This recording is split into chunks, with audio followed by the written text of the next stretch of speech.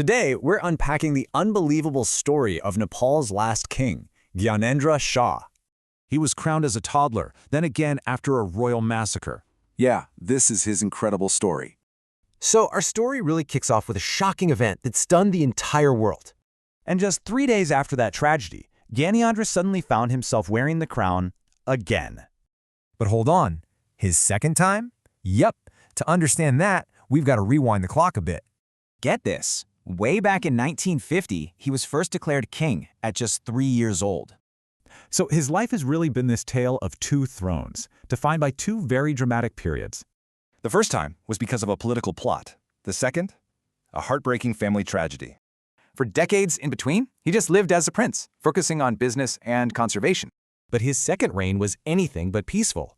He was immediately up against a raging civil war.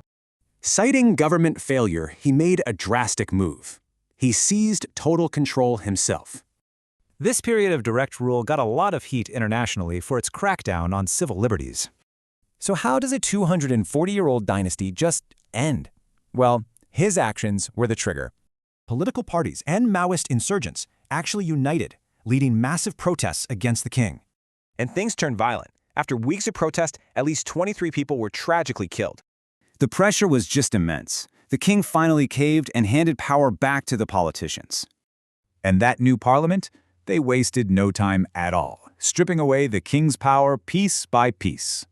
Then, 2 years later, came the final blow. Nepal was officially declared a republic.